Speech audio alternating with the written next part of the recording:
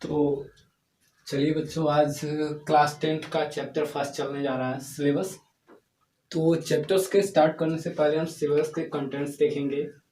पहले चैप्टर में आपका जो पढ़ना है वो लाइट, प्रकाश स्रोत, प्रकाश के गुण, प्रकाशिक माध्यम, इनके प्रकार, प्रकाश की किरण, इनके प्रकार, और प्रकाश का परावर्तन, प्रकाश के परावर्तन का प्रकार, परावर्तन के नियम, और प्रकाश की उत्क्रमणीयता और प्रतिबिंब और दर्पण।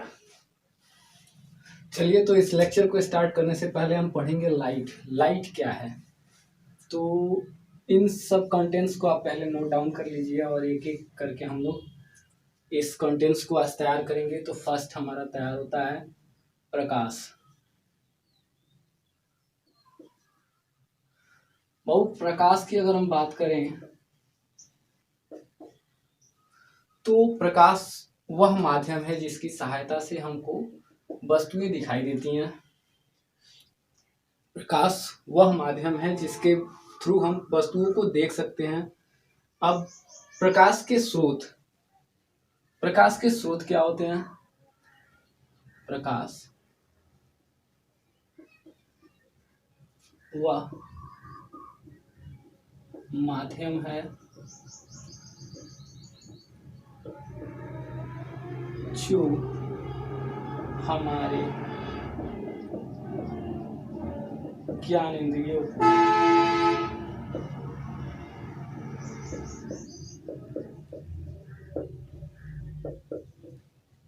किसी वस्तु को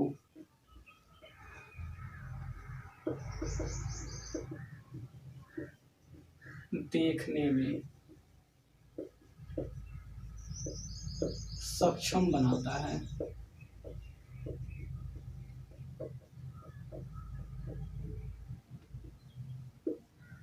चलिए बच्चों, आगे बढ़ते हैं। ये तो हमारा प्रकाश हो गया। अब प्रकाश स्रोत के बारे में बात करते हैं।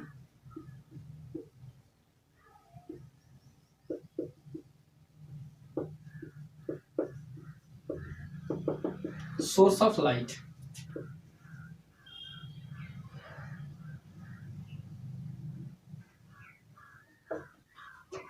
अभी सोर्स ऑफ लाइट क्या है? वे सारी सोर्स या वह सारे साधन जिसके द्वारा हमको प्रकाश प्राप्त होता है, वे प्रकाश स्रोत कहलाते हैं। अब प्रकाश स्रोत दो प्रकार के होते हैं, अदीप्त और प्रदीप्त। अदीप्त प्रकाश स्रोत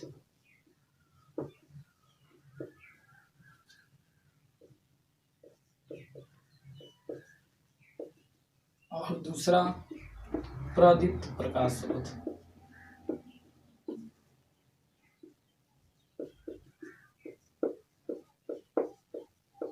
चलिए बात करते हैं अदीप्त प्रकाश स्रोत की।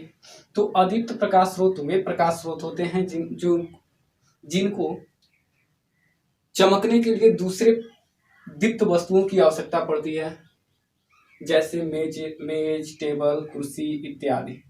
जबकि प्रदीप्त प्रकाश स्रोत की बात करें तो ये वे वस्तुएं होती हैं जो स्वयं प्रकाश का उत्सर्जन करती हैं, जिसकी सहायता से हमको वस्तुएं दिखाई देती हैं, जैसे सूर्य, बल्ब इत्यादि। इसके एग्जांपल्स देखते हैं अदीप्त प्रकाश स्रोत की। तो टेबल, कांच,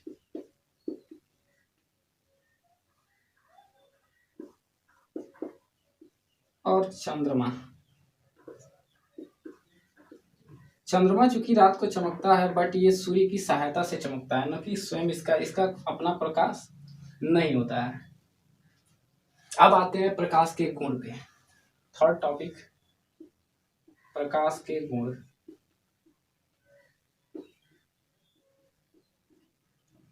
चलिए, चूंकि ये लंबा है थोड़ा, तो इसको हम इरेज करते हैं। नोट डाउन कर लिए होंगे शायद।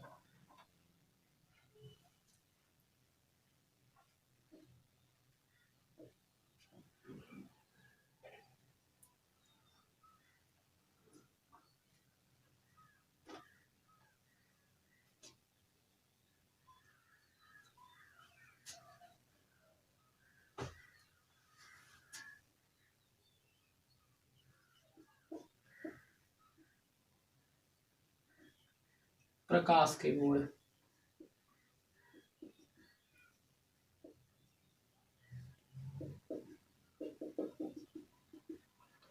फर्स्ट, प्रकाश के गुण में हम कहें तो यह सरल रेखा में गति करता है, सरल रेखा में गमन करता है।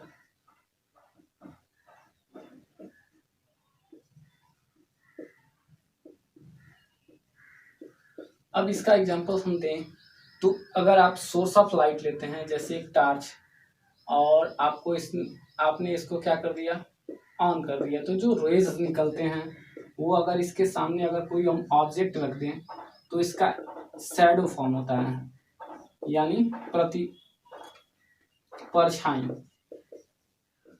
परछाई फॉर्म होने लगता है, जो यह दर्शाता है कि अगर ये प्रकाश अगर सीधी रेखा में नहीं चलती तो ये कवर अप कर लेती, लाइट इसके चारों तरफ से आके कवर अप कर लेता। क्योंकि यह परछाई हमको दिखाई देती है, जिसके वजह से हम कह सकते हैं कि यह प्रकाश जो है सीधी रेखा में गमन करती है। दूसरी प्रॉपर्टी है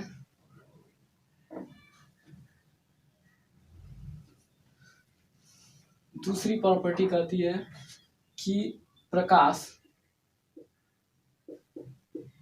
विद्युत चुंबकीय तरंगों के रूप में संचरित होता है। प्रकाश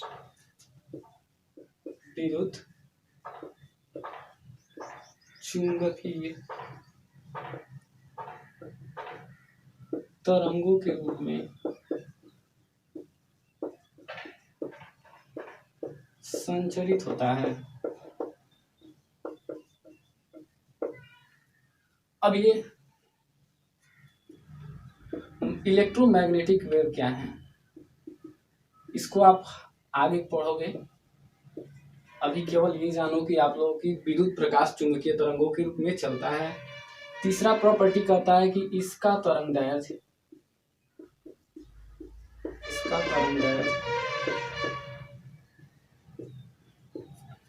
3900 एंगस्ट्रॉम से लेकर 4000 एंगस्ट्रॉम के बीच होता है। 7800 एंगस्ट्रॉम के बीच होता है।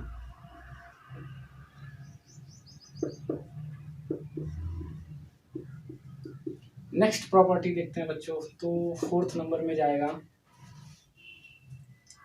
यह प्रकाश का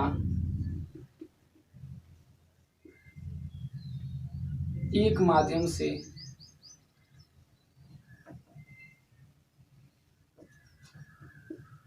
दूसरे माध्यम में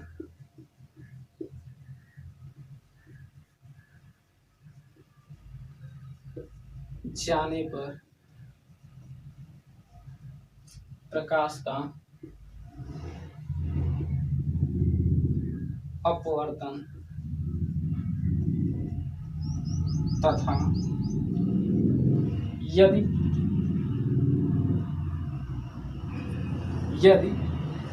माध्यम अपारदर्शक हो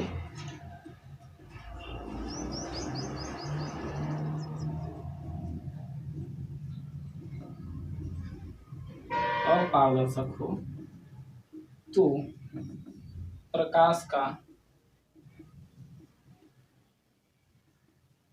परावर्तन हो जाता है।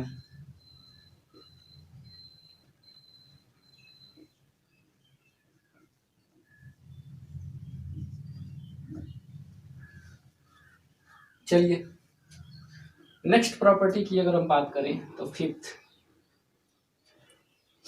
इसमें आप देख सकते हो कि प्रकाश का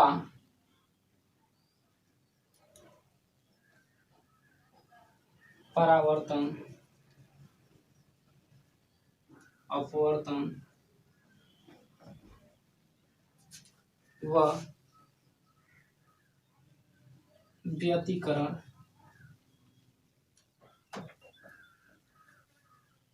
ध्रुवण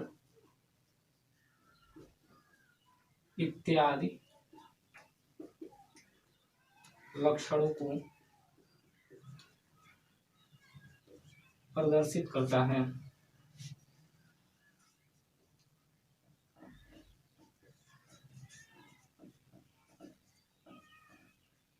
प्रदर्शित करता है। तो ये रहे हमारे प्रकाश के गुण यानी प्रॉपर्टीज ऑफ लाइट। चलिए नेक्स्ट हमारा बनता है प्रकाशिक माध्यम। प्रकाशिक माध्यम की बात करें तो वह माध्यम जिससे होकर प्रकाश गमन करता है प्रकाशिक माध्यम कहलाता है। वह माध्यम जिससे होकर प्रकाश गमन करता है प्रकाशिक माध्यम कहलाता है। अब प्रकाशिक माध्यम तीन प्रकार के होते हैं।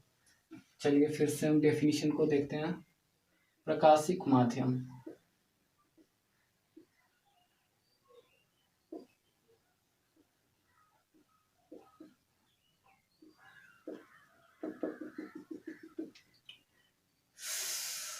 वह माध्यम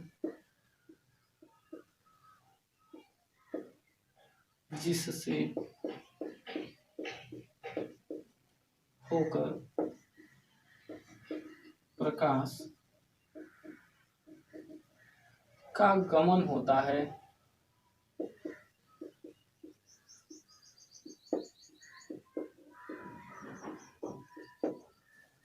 या प्रकाश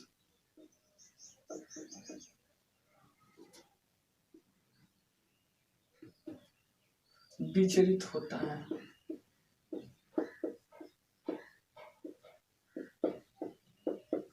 प्रकाशिक माध्यम कहलाता है। प्रकाशिक माध्यम कहलाता है।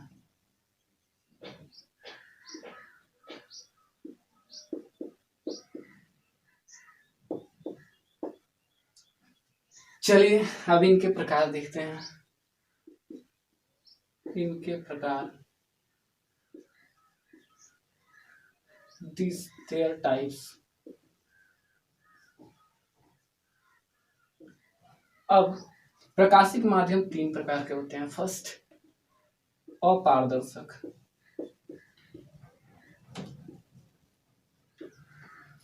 दूसरा अल्प पारदर्शक,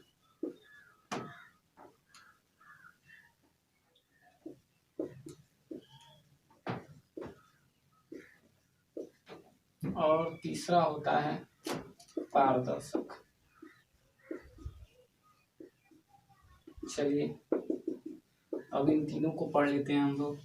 अपारदर्शक वह माध्यम होता है जहां से प्रकाश की किरणें आर पार नहीं जा सकती हैं, यानी वह माध्यम जिसके आर पार प्रकाश की किरणें न जा सकें अपारदर्शक माध्यम कहलाता है।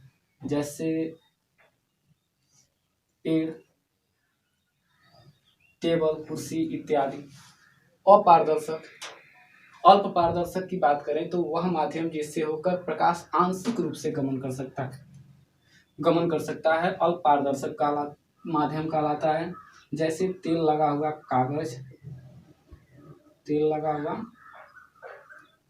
कागज इत्यादि।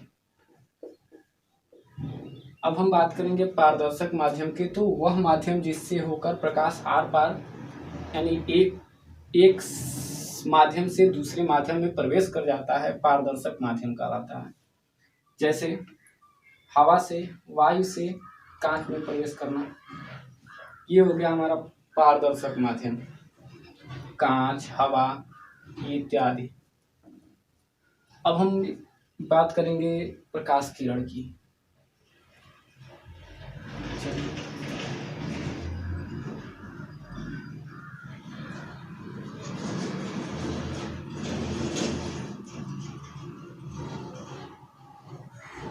तो नेक्स्ट टॉपिक आपका बनता है प्रकाश की किरण।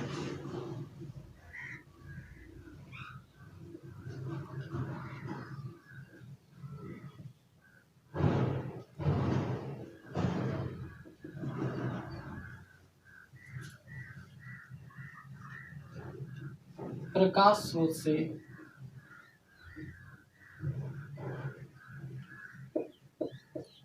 गमन करने वाली कीड़े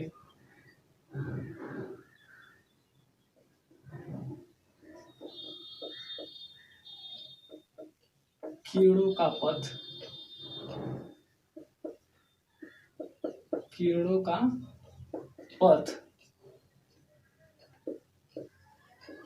प्रकाश की किरण कहलाता है। प्रकाश की किरण कहलाता है।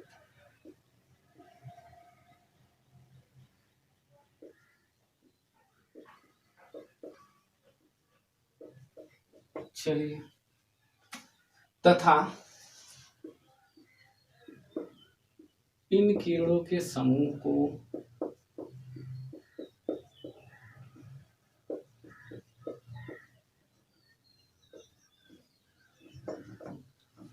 किरण पुंज कहते हैं।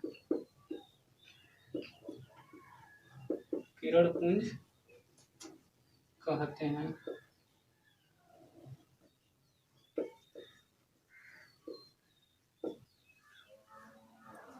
चलिए, अब हम बात करेंगे किरण पुंज को। तो ये 3 प्रकार के होते हैं। कौन कौन से? तो अभिसारी, दूसरा अपसारी और तीसरा समांतर किरण पुंज।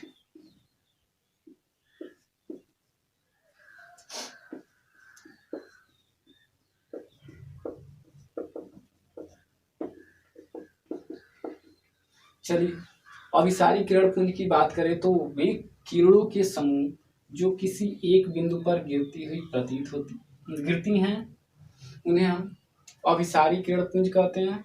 जबकि जब किरणें एक ही बिंदु से आती हुई प्रतीत होती हैं तो उन्हें हम अपसारी किरण पुंज कहते हैं। तथा यदि किरणों के समूह परस्पर एक दूसरे के समांतर हो तो इसे हम समांतर किरण पुंज कहते हैं। क्लियर? ये तीनों का चित्र है, बना लीजिए इसको भी।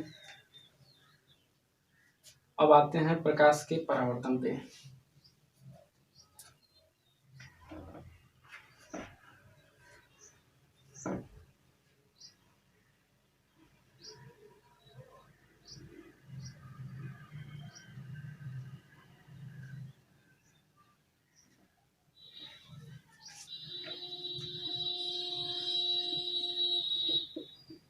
प्रकाश का परावर्तन।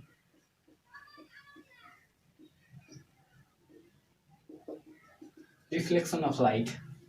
कहते हैं कि जब प्रकाश की किरणें किसी एक माध्यम से यानी समान माध्यम से चलकर दूसरे माध्यम के तल से टकराती हैं और टकराकर पुनः उसी मार्ग पर उसी माध्यम में वापस लौट आती हैं, तो प्रकाश के इस घटना को हम प्रकाश का परावर्तन कहते हैं। चलिए फिर एक बार और रिपीट कर लेते हैं कि जब प्रकाश की किरणें किसी समान माध्यम से चलकर दूसरे माध्यम के तल से टकराती हैं, और टकराकर पुनः उसी माध्यम में वापस लौट आती हैं, तो प्रकाश के इस घटना को हम प्रकाश का परावर्तन कहते हैं। क्लियर बच्चों?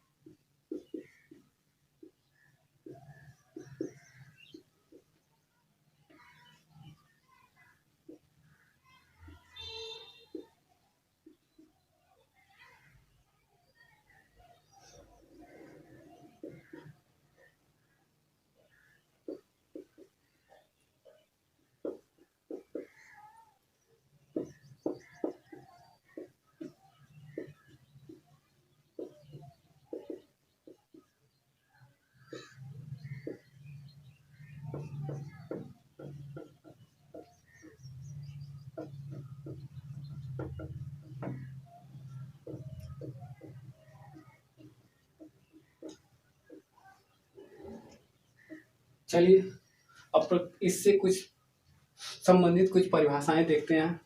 आपतित किरण, प्रकाश स्रोत से आने वाली किरणें आपतित किरण कहलाती हैं। मीन्स आपतन बिंदु पर, दूसरे शब्दों में कहें तो आपतन बिंदु पर प्रकाश स्रोत से आकर आपतन बिंदु पर टकराने वाली किरणें आपतित किरण कहलाती हैं तथा आपतन बिंदु से परावर्तन के पश्चात जाने वाली गमन करने वाली किरणें परावर्तित किरण कहलाती हैं। आपतित किरण और चलिए पहले आपतन बिंदु की बात करें तो आपतन बिंदु वह बिंदु है जहां पर आपतित किरण उस परावर्तक पृष्ठ से टकराती हैं। यानी परावर्तक पृष्ठ की बात करें तो परावर्तक पृष्ठ वह पृष्ठ है जहां जिसके एक सरफेस को कलई कर दें और दूसरे पृष्ठ को हम परावर्तक पृष्ठ रखें, यानी परावर्तित कर दें ये इमेज को, तो ऐसे पृष्ठ को हम परावर्तक पृष्ठ कहते हैं। अभिलंब, आपतन बिंदु पर खींचा गया लंब अभिलंब कहलाता है। अब आपतित किरण और अभिलंब के बीच बना कोण आपतन कोण कहलाता है तथा परावर्तित किरण और अभिलंब के बीच बना कोण परावर्तन कोण कहलाता है। क्लियर? चलिए फिर एक बार और देख लीजिए। परावर्तक पृष्ठ वह पृष्ठ होता है जहां से प्रकाश की किरणें आकर परावर्तित होती हैं। दूसरा, आपतित किरण, आपतित किरण वह किरण है जो प्रकाश स्रोत से आकर परावर्तक पृष्ठ से टकराती हैं तथा परावर्तित किरण वह किरण है जो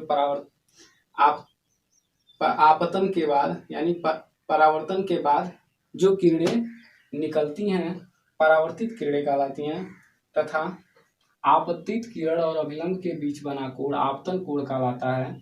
परावर्तित किरण और अभिलंब के बीच बना कोण परावर्तन कोण कहलाता है। वह बिंदु जहां पर आपतित किरण और परावर्तित किरण मिलती हैं आपतन बिंदु कहलाता है। क्लियर? चलिए परावर्तन के नियम देखते हैं। तो परावर्तन के नियम यहीं पे हम लोग लिखें। परावर्तन के नियम, अब बच्चों बोले तो परावर्तन के दो नियम होते हैं। प्रथम नियम,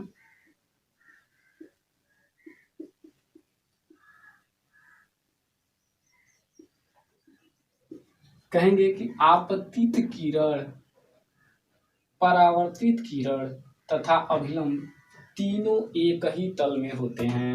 प्रथम नियम क्या है? आपतित किरण,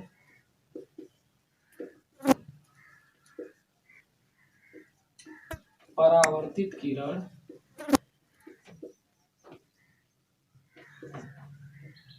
व अभिलंब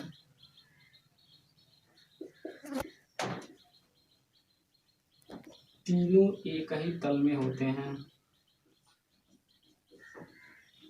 तीनों एक ही तल में होते हैं। दूसरा नियम कहता है, सेकेंड लॉ, चलिए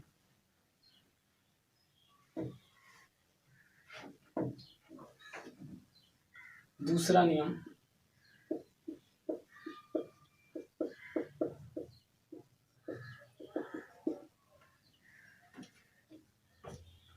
आपतन कोण का मान, आपतन कोण का मान सदैव परावर्तन कोण के मान के बराबर होता है।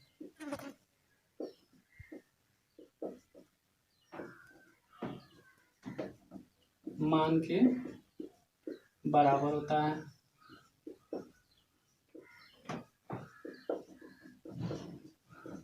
यानी ये हमारा प्लेन मिरर है और इस पे आपतित किरण हुई, परावर्तित किरण हुई, ये हमारा आई हो गया, ये हमारा आर हो गया, यानी इंसिडेंट एंगल और रिफ्लेक्टेड एंगल। और तो इस आपतन कोण का मान सदैव परावर्तन कोण के मान के बराबर होता है। आपतित किरण, परावर्तित किरण और अभिलंब तीनों एक ही तल में होते हैं। ये हमारे दो नियम हो गए। चलिए आगे बढ़ते हैं। प्रकाश की उत्क्रमणीयता, रिवर्सिबिलिटी ऑफ लाइट। प्रकाश की उत्क्रमणीयता,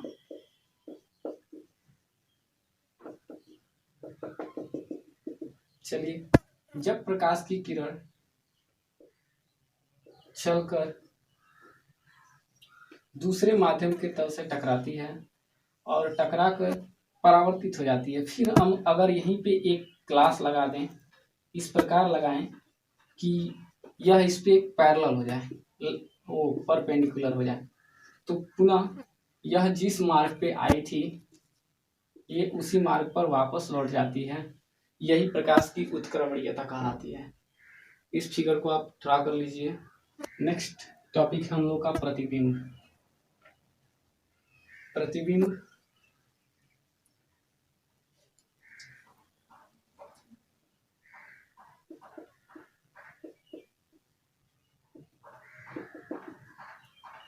इमेज,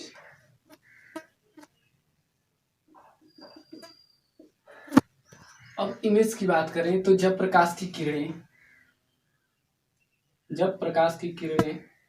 अपवर्तन या परावर्तन के पश्चात जिस बिंदु पर मिलती हैं,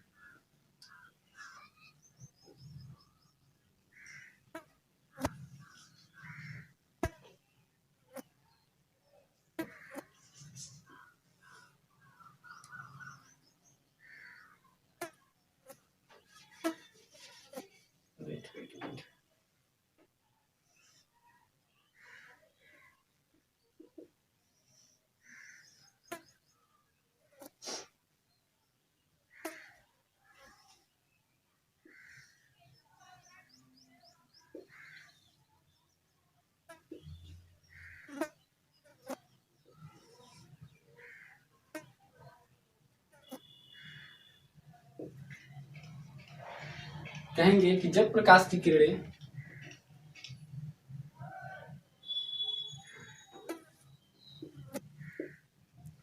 परावर्तित होकर जिस बिंदु पर मिलती हैं, उस बिंदु को हम वस्तु का प्रतिबिंब कहते हैं। क्या कहते हैं?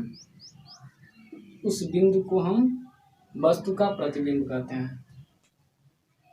चलिए, प्रतिबिंब दो प्रकार के होते हैं, नियमित प्रतिबिंब और अनियमित प्रतिबिंब।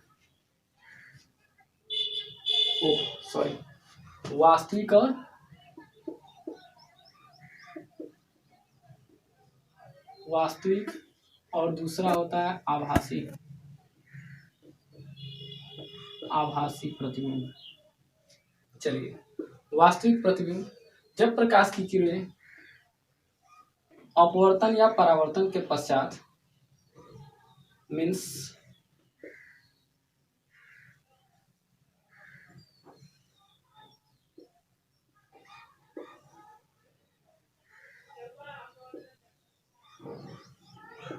जब प्रकाश की किरणें परावर्तन के पश्चात किसी बिंदु पर वास्तव में मिलती हैं, तो इस ऐसे प्रतिबिंब को हम वास्तविक प्रतिबिंब कहते हैं।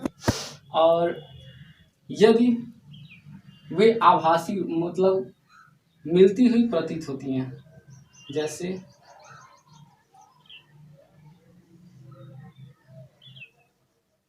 वेट अ मिनट,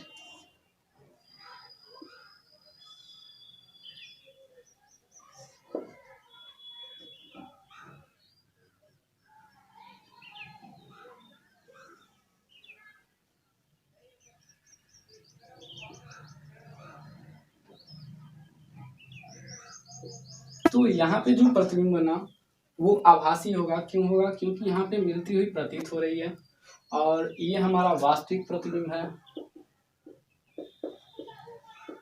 वास्तविक प्रतिबिंब, और ये हमारा हो गया आभासी प्रतिबिंब।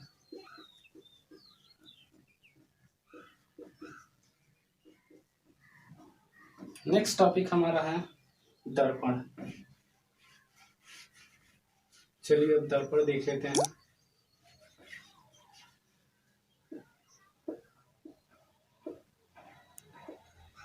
दर्पण क्या है? मिरर।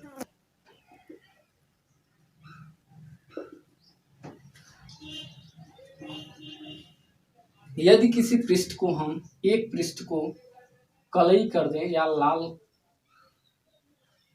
कलई कर दें और दूसरे पृष्ठ को परावर्तक रखें तो ऐसे पृष्ठ को हम दर्पण कहते हैं। इस युक्ति को हम क्या कहते हैं? दर्पण कहते हैं। अब ये दर्पण दो प्रकार के होते हैं, गोलीय दर्पण और समतल दर्पण। पहला समतल दर्पण और दूसरा गोलीय दर्पण।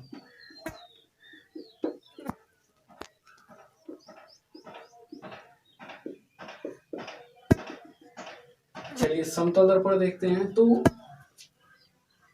यदि किसी दर्पण का परावर्तक पृष्ठ समतल हो तो इसे हम समतल दर्पण कहते हैं, तथा यदि हम किसी कांच के खोखले गोले को काट कर उसके एक पृष्ठ को कलई कर दें और दूसरे पृष्ठ को परावर्तक रखें तो ऐसी युक्ति को हम या ऐसे दर्पण को हम गोलीय दर्पण कहते हैं। क्लियर? चलिए टॉपिक क्लोज करते हैं। Thank you for watching this video.